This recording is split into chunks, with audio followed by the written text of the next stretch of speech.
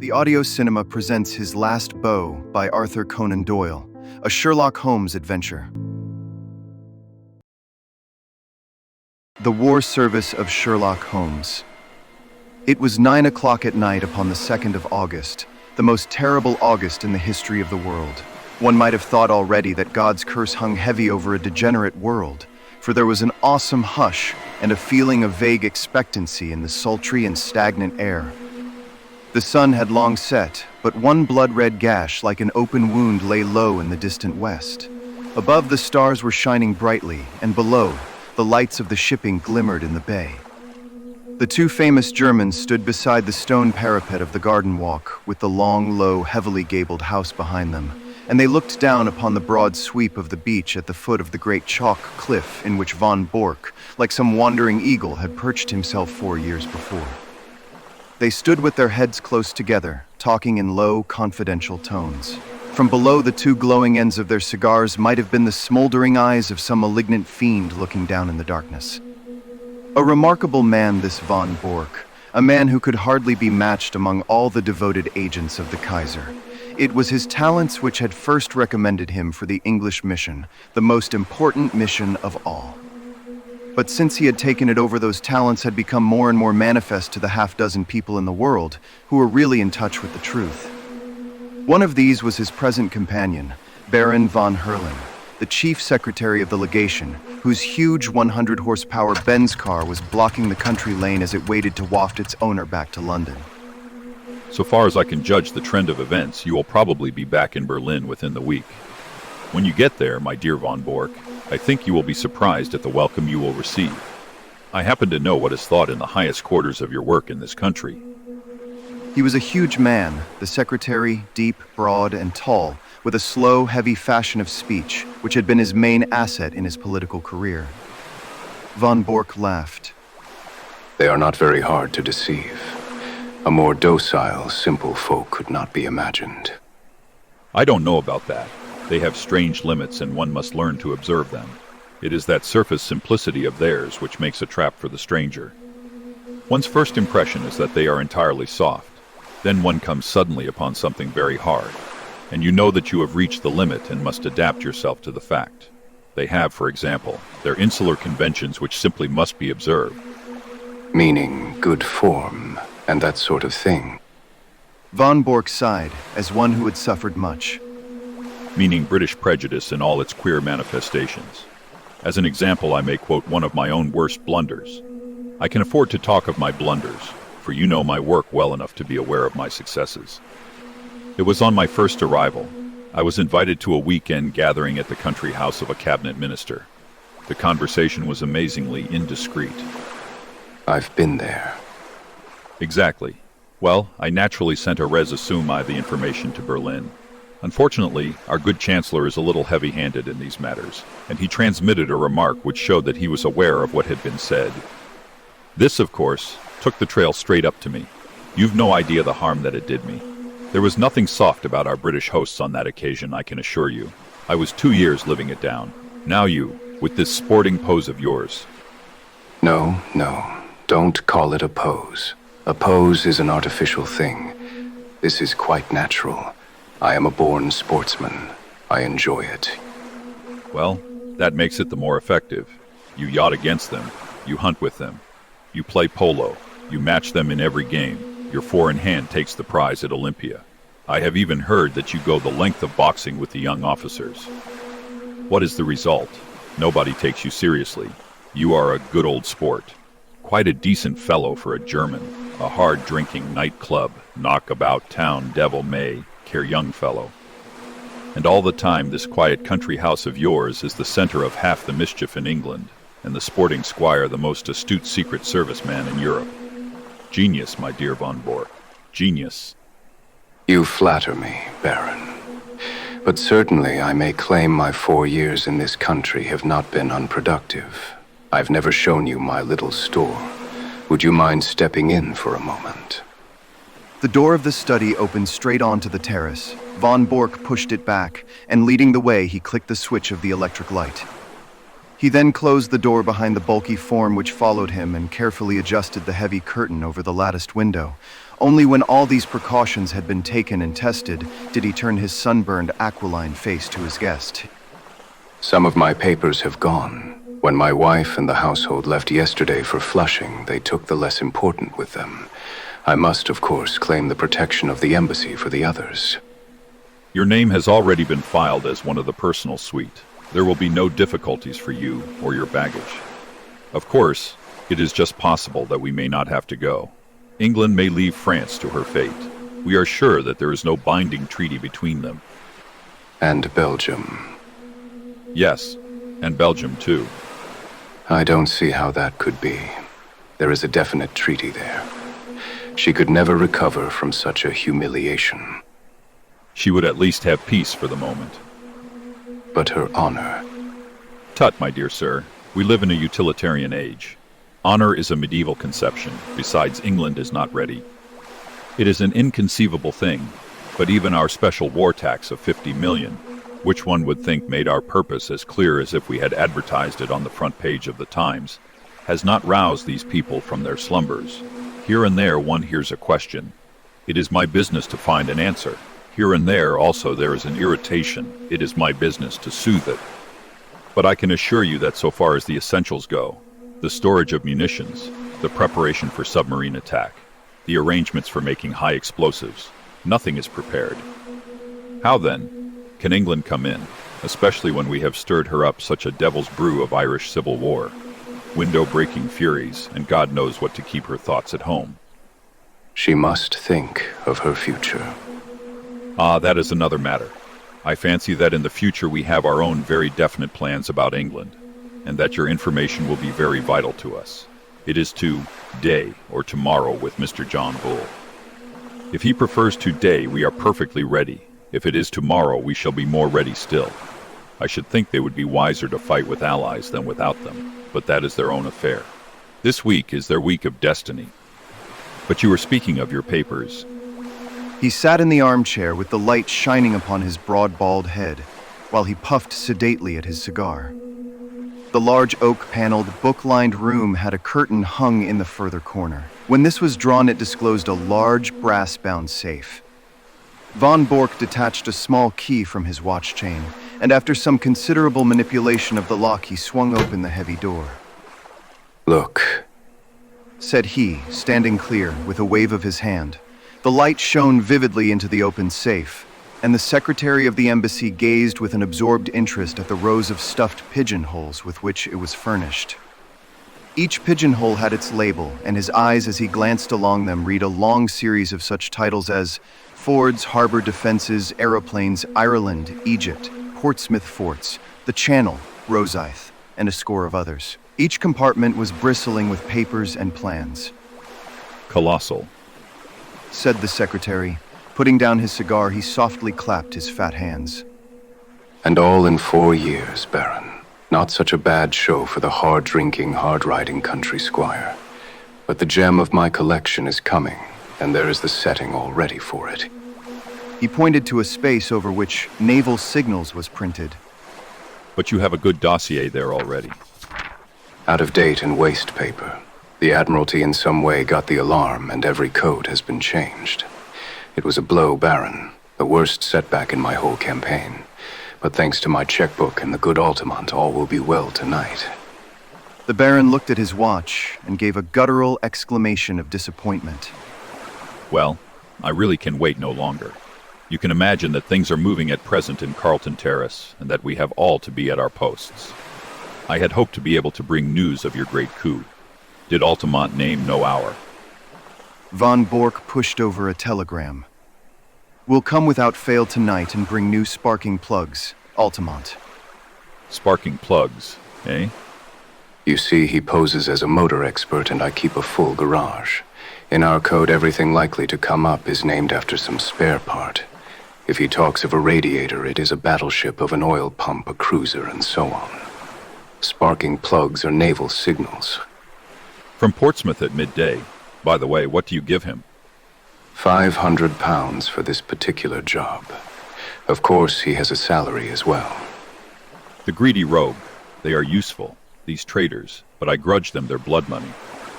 I grudge Altamont nothing. He is a wonderful worker.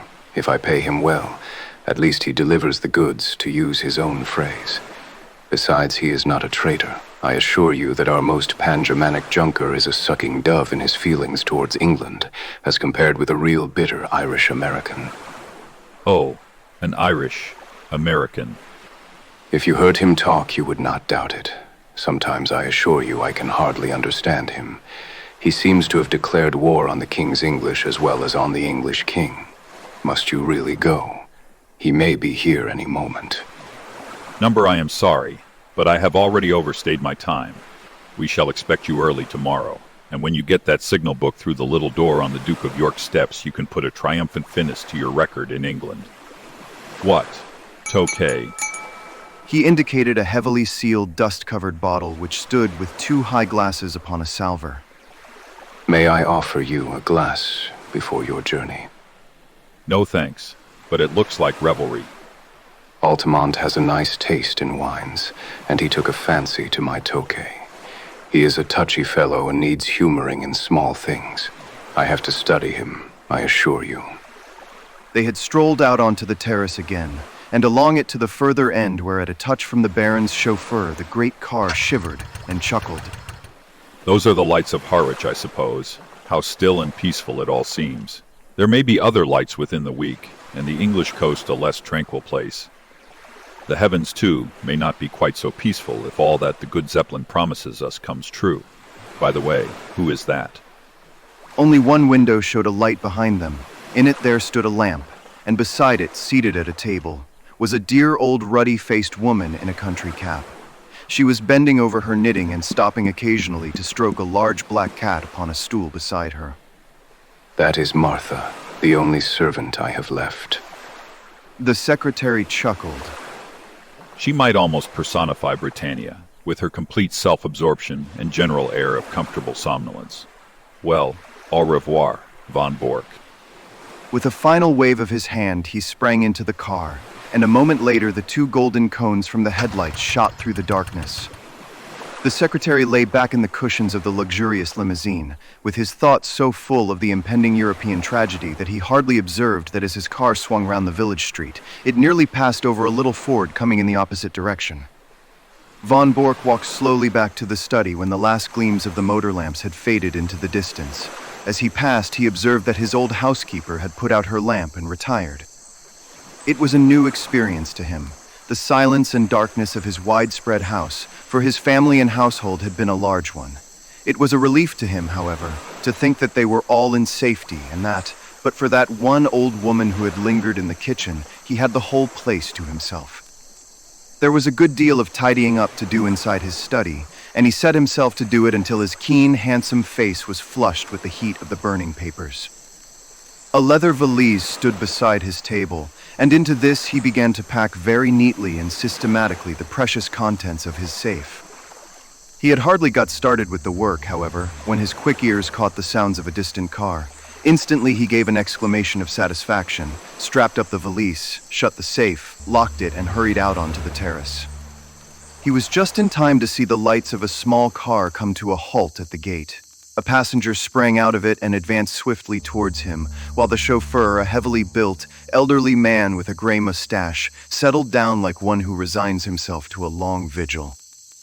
Well? Asked von Bork eagerly, running forward to meet his visitor. For answer, the man waved a small brown paper parcel triumphantly above his head. You can give me the glad hand tonight, mister. I am bringing home the bacon at last. The signals. Same as I said in my cable. Every last one of them, semaphore, lamp code, Marconi, a copy, mind you, not the original. That was too dangerous, but it is the real goods, and you can lay to that. He slapped the German upon the shoulder with a rough familiarity from which the other winced. Come in. I am all alone in the house. I was only waiting for this. Of course, a copy is better than the original. If an original were missing, they would change the whole thing. You think it is all safe about the copy? The Irish-American had entered the study and stretched his long limbs from the armchair. He was a tall, gaunt man of 60, with clear-cut features and a small goatee beard, which gave him a general resemblance to the caricatures of Uncle Sam. A half-smoked, sodden cigar hung from the corner of his mouth, and as he sat down, he struck a match and relit it. Making ready for a move. He remarked as he looked round him. Say, mister, you don't tell me you keep your papers in that. He added, as his eyes fell upon the safe from which the curtain was now removed. Why not? Gosh, in a wide-open contraption like that, and they reckon you to be some spy. Why, a Yankee crook would be into that with a can opener. If I'd known that any letter of mine was going to lie loose in a thing like that, I'd have been a mug to write to you at all. It would puzzle any crook to force that safe. You won't cut that metal with any tool. But the lock. No, it is a double combination lock. You know what that is. Search me. Well, you need a word as well as a set of figures before you can get the lock to work. He rose and showed a double radiating disc round the keyhole. This outer one is for the letters, the inner one for the figures. Well, that is fine. So it is not quite as simple as you thought. It was 4 years ago that I had it made. And what do you think I chose for the word and figures? It is beyond me. Well, I chose August for the word and 1914 for the figures. And here we are. The American's face showed his surprise and admiration. But that was smart. You had it down to a fine thing. Yes, a few of us even then could have guessed the date. Here it is, and I am shutting down tomorrow morning. Well, I guess you'll have to fix me up also. I am not staying in this gold-armed country all on my lonesome. In a week or less, from what I see, John Bull will be on his hind legs and fair ramping. I'd rather watch him from over the water. But you are an American citizen. Well, so is Jack James an American citizen, but he is doing time in Portland all the same. It cuts no ice with a British copper to tell him you are an American citizen. It is British law and order over here, says he. By the way, mister, talking of Jack James, it seems to me you don't do much to cover your men. What do you mean? Well, you are their employer, ain't you? It is up to you to see that they don't fall down, but they do fall down. And when did you ever pick them up? There is James. It was James's own fault. You know that yourself. He was too self-willed for the job. James was a bonehead, I give you that. Then there was Hollis. The man was mad. Well, he went a bit woozy towards the end. It is enough to make a man bug house when he has to play a part from morning to night with 100 guys all ready to set the coppers wise to him. But now there is Steiner. Von Bork started violently, and his ruddy face turned a shade paler. What about Steiner? Well, they've got him, that is all. They raided his store last night, and he and his papers are all in Portsmouth jail. You'll go off, and he, poor devil, will have to stand the racket, and lucky if he gets off with his life. That is why I want to get over the water as soon as you do. Von Bork was a strong, self-contained man, but it was easy to see that the news had shaken him. How could they have got on to Steiner? That is the worst blow yet. Well, you nearly had a worse one, for I believe they are not far off me. You don't mean that. Sure thing. My landlady down Fratton Way had some inquiries, and when I heard of it, I guessed it was time for me to hustle. But what I want to know, mister, is how the coppers know these things. Steiner is the 5th man you've lost since I signed on with you, and I know the name of the 6th if I don't get a move on. How do you explain it? And ain't you ashamed to see your men go down like this? Von Bork flushed crimson. How dare you speak in such a way? If I didn't dare things, mister, I wouldn't be in your service. But I'll tell you straight what is in my mind.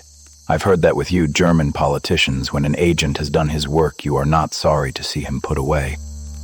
Von Bork sprang to his feet. Do you dare to suggest that I have given away my own agents? I don't stand for that, mister, but there is a stool pigeon or a cross somewhere, and it is up to you to find out where it is. Anyhow, I am taking no more chances. It is me for Little Holland, and the sooner the better. Von Bork had mastered his anger. We have been allies too long to quarrel now at the very hour of victory. You've done splendid work and taken risks, and I can't forget it. By all means, go to Holland, and you can get a boat from Rotterdam to New York. No other line will be safe a week from now. I'll take that book and pack it with the rest. The American held the small parcel in his hand, but made no motion to give it up. What about the dough? What? The boodle, the reward, the 500 pounds. The gunner turned damned nasty at the last, and I had to square him with an extra $100 or it would have been Nitsky for you and me. Nothing, Doyle, says he, and he meant it too. But the last 100 did it. It has cost me 200 pound from first to last, so it isn't likely I'd give it up without getting my wad. You don't seem to have a very high opinion of my honor. You want the money before you give up the book. Well, mister, it is a business proposition. All right, have your way. He sat down at the table and scribbled a check which he tore from the book, but he refrained from handing it to his companion. After all, since we are to be on such terms, Mr. Altamont, I don't see why I should trust you any more than you trust me. Do you understand? There is the check upon the table. I claim the right to examine that parcel before you pick the money up. The American passed it over without a word. Von Bork undid a winding of string and 2 wrappers of paper. Then he sat gazing for a moment in silent amazement at a small blue book which lay before him. Across the cover was printed in golden letters, Practical Handbook of Bee Culture. Only for one instant did the master spy glare at this strangely irrelevant inscription. The next he was gripped at the back of his neck by a grasp of iron, and a chloroformed sponge was held in front of his writhing face. Another glass, Watson, said Mr. Sherlock Holmes as he extended the bottle of Imperial Tokay. The thick-set chauffeur who had seated himself by the table pushed forward his glass with some eagerness. It is a good wine, Holmes. A remarkable wine, Watson. Our friend upon the sofa has assured me that it is from Franz Joseph's special cellar at the Schönbrunn Palace. Might I trouble you to open the window, for chloroform vapor does not help the palate. The safe was ajar, and Holmes, standing in front of it, was removing dossier after dossier, swiftly examining each, and then packing it neatly in von Bork's valise. The German lay upon the sofa sleeping stertorously with a strap round his upper arms and another round his legs. We need not hurry ourselves, Watson. We are safe from interruption. Would you mind touching the bell? There's no one in the house except old Martha, who has played her part to admiration. I got her the situation here when first I took the matter up. Ah, Martha, you will be glad to hear that all is well. The pleasant old lady had appeared in the doorway. She curtsied with a smile to Mr. Holmes, but glanced with some apprehension at the figure upon the sofa. It is all right, Martha. He has not been hurt at all. I am glad of that, Mr. Holmes. According to his lights, he has been a kind master. He wanted me to go with his wife to Germany yesterday, but that would hardly have suited your plans. Would it, sir? No, indeed, Martha. So long as you were here, I was easy in my mind. We waited some time for your signal tonight. It was the secretary, sir. I know. His car passed ours. I thought he would never go. I knew that it would not suit your plans, sir, to find him here. No, indeed. Well, it only meant that we waited half an hour or so until I saw your lamp go out and knew that the coast was clear. You can report to me tomorrow in London, Martha, at Claridge's hotel. Very good, sir. I suppose you have everything ready to leave. Yes, sir. He posted 7 letters today. I have the addresses as usual. Very good, Martha. I will look into them tomorrow. Good night. These papers are not of very great importance, for, of course, the information which they represent has been sent off long ago to the German government. These are the originals which could not safely be got out of the country. Then they are of no use. I should not go so far as to say that, Watson. They will at least show our people what is known and what is not. I may say that a good many of these papers have come through me, and I need not add are thoroughly untrustworthy. It would brighten my declining years to see a German cruiser navigating the Solent, according to the minefield plans which I have furnished. But you, Watson, I've hardly seen you in the light yet. How have the years used you? You look the same blithe boy as ever. He stopped his work and took his old friend by the shoulders. I feel 20 years younger, Holmes. I have seldom felt so happy as when I got your wire asking me to meet you at Harwich with the car. But you, Holmes, you have changed very little, save for that horrible goatee.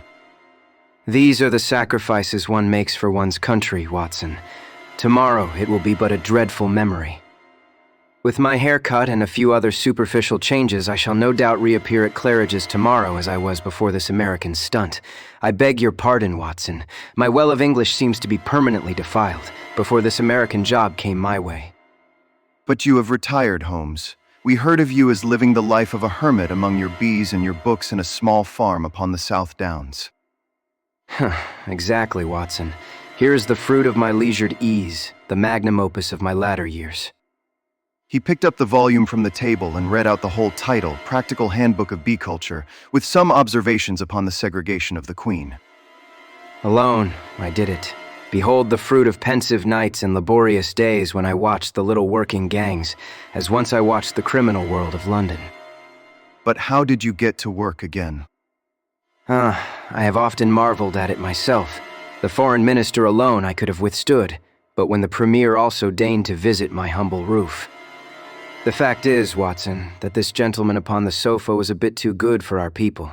He was in a class by himself. Things were going wrong, and no one could understand why they were going wrong.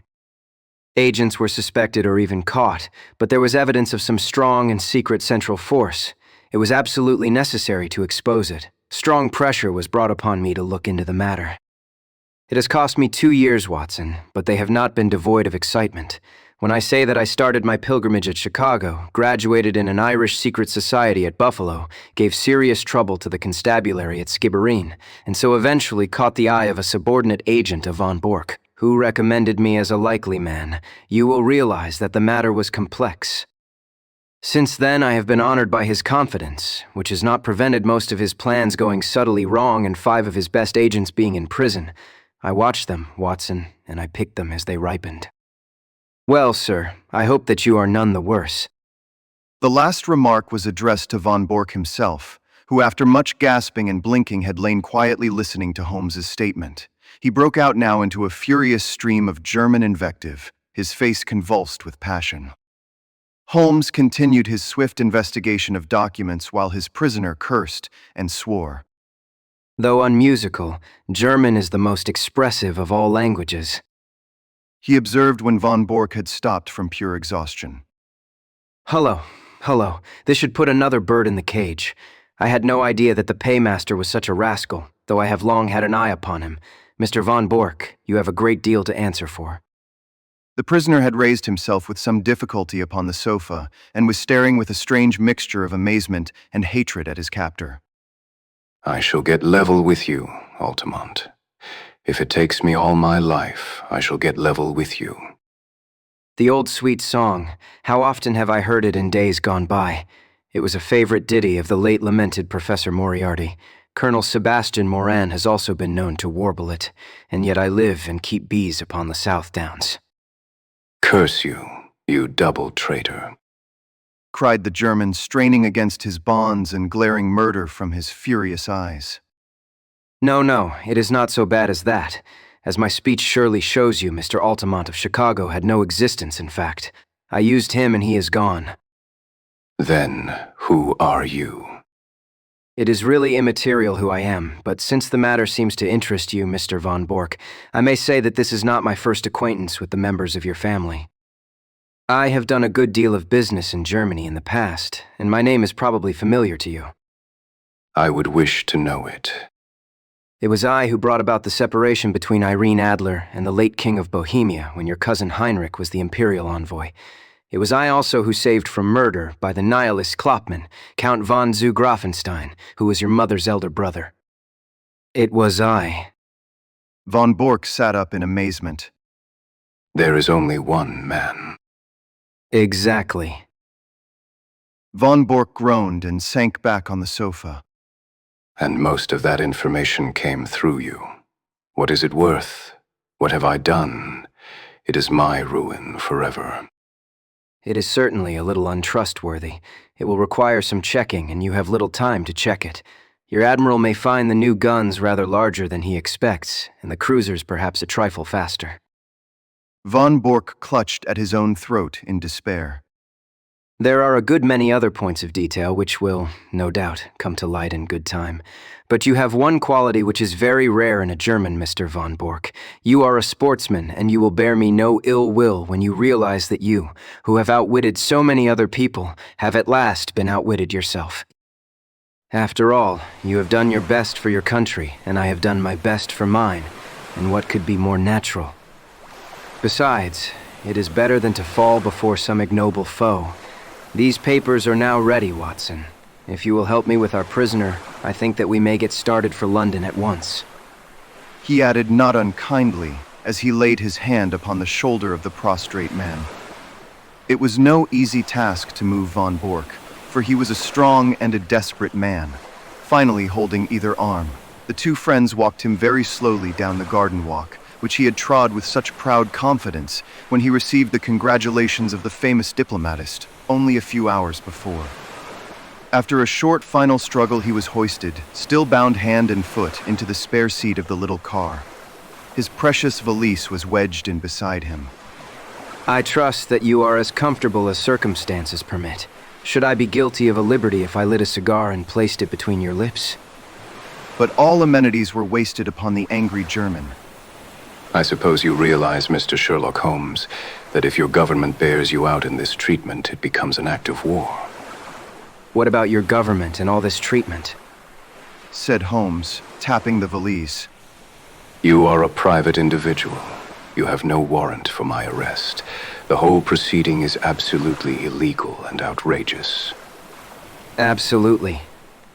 Kidnapping a German subject. And stealing his private papers. Well, you realize your position, you and your accomplice here, if I were to shout for help as we pass through the village. My dear sir, if you did anything so foolish, you would probably enlarge the two limited titles of our village inns by giving us the dangling Prussian as a signpost. The Englishman is a patient creature, but at present his temper is a little inflamed, and it would be as well not to try him too far. No, Mr. von Bork. You will go with us in a quiet, sensible fashion to Scotland Yard, whence you can send for your friend, Baron von Herling, and see if even now you may not fill that place which he has reserved for you in the ambassadorial suite. As to you, Watson, you are joining us with your old service, as I understand, so London won't be out of your way. Stand with me here upon the terrace, for it may be the last quiet talk that we shall ever have. The two friends chatted in intimate converse for a few minutes, recalling once again the days of the past, while their prisoner vainly wriggled to undo the bonds that held him. As they turned to the car, Holmes pointed back to the moonlit sea and shook a thoughtful head. There is an east wind coming, Watson. I think not, Holmes. It is very warm. Good old Watson, you are the one fixed point in a changing age. There is an east wind coming all the same. Such a wind as never blew on England yet. It will be cold and bitter, Watson, and a good many of us may wither before its blast. But it is God's own wind nonetheless, and a cleaner, better, stronger land will lie in the sunshine when the storm has cleared. Start her up, Watson, for it is time that we were on our way. I have a check for £500, which should be cashed early, for the drawer is quite capable of stopping it if he can. You have been listening to His Last Bow from His Last Bow by Arthur Conan Doyle, produced by The Audio Cinema. Visit app.theaudiocinema.com for more cinematic audio productions.